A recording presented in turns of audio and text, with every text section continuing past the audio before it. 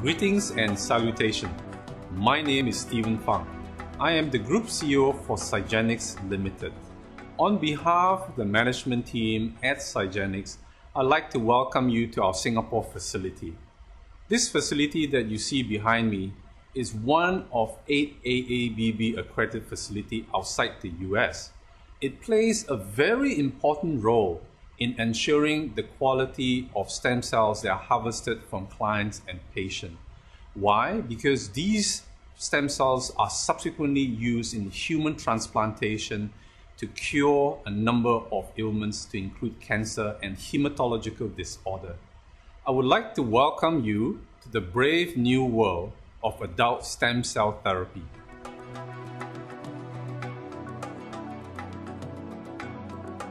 CyGenics is a company that uses tissue and stem cell know-how and technology to save lives. And the way we do it is first to offer our clients and patients the ability to harvest and store their own stem cell from either the cord blood or bone marrow or peripheral blood, and use that as a means to undertake regenerative therapies. Secondly, the company is also involved in developing technologies that allows us to use immunotherapy or using the body's own immune system to fight against diseases and to address and cure problems such as cancers.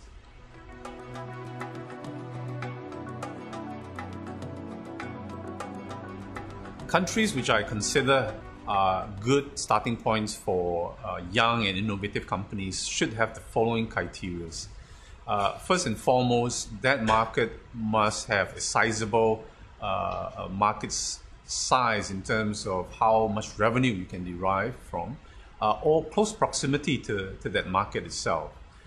Secondly, it needs to have the relevant infrastructure as well as political stability in order to allow the company to execute the strategy in which it has mapped out for itself. Thirdly, and most importantly, I think the market needs to have the relevant support services from the legal and financial standpoint so that the company can rely on those professional services to grow into the international market space. We consider the following, I would consider the following markets to be good starting points for such companies. One is Singapore. Secondly, are markets in Europe like the Netherlands. And thirdly, Australia, which has a very pro-business government that provides a number of funds as well as grants to enable companies with limited resources to build on that strategy.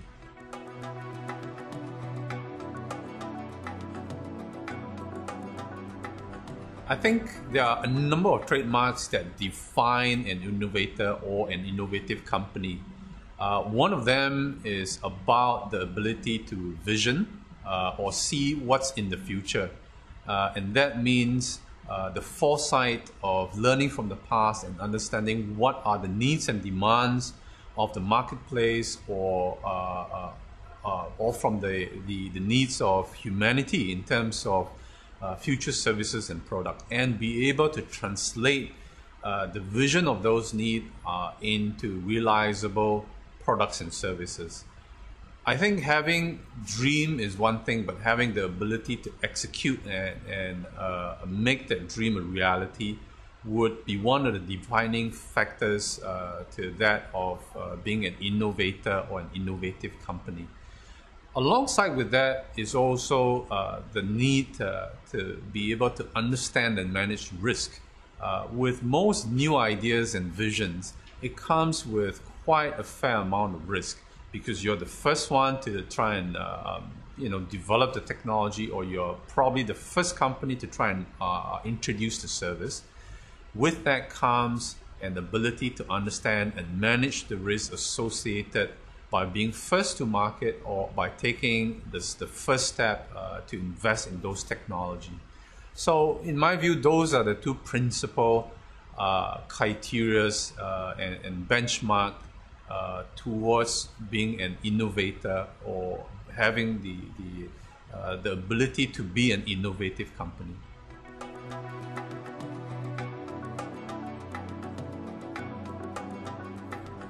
I've worked my entire career in both pharmaceutical as well as medical device and biotech companies. And in all these companies, we've been given a value, or we've been inculcated with the value of saving lives and making a difference to the world.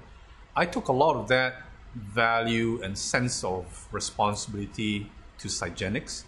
And with that, we have always crafted out a strategy, not just in the markets we operate in, but we try to do that in a manner that helps mankind overall. That may sound like a very big and lofty statement, but one of the things we try very hard to do is to enable the individual to heal oneself or to regenerate from one's own ailment.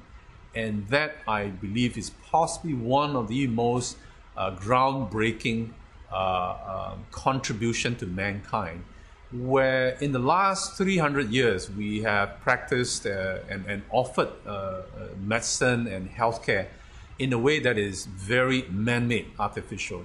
And for the first time in human history, we can begin to tap onto the resources and as well as tissue engineering know-how that is inherent in the human body. So in effect, we are using what has been endowed to us from the time we're born and allowing that to be used as precious material for the purpose of saving lives and regenerating from diseases and ailments that would otherwise plague that individual. So in that sense, we have contributed, and our hope is to create this therapy into one that would essentially be the next wave of medical healthcare.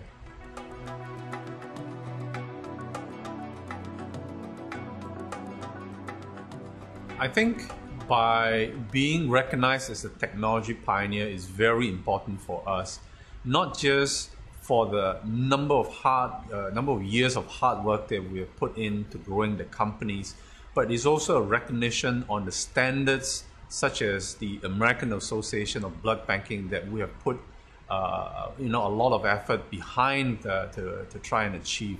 It is also a recognition of innovation. It is a recognition of risk-taking, and with that, it is a recognition of the achievement that a company like ours have worked so hard in the last 5 years to achieve.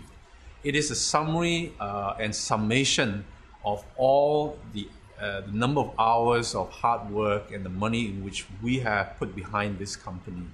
So, it really brings a lot of satisfaction in terms of being recognized as a recipient for this award.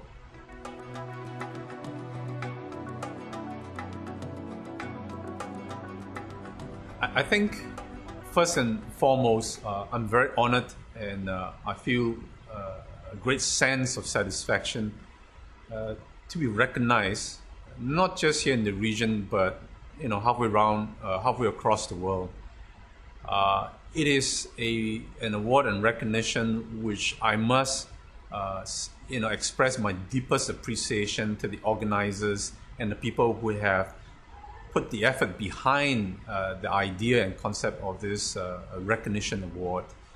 I would encourage the team from the World Economic Forum to continue to recognize such company, not because of financial or other form of gains, but because companies like ours need those recognition to tell us that you are on the right track, that you are doing something that is worthy to mankind.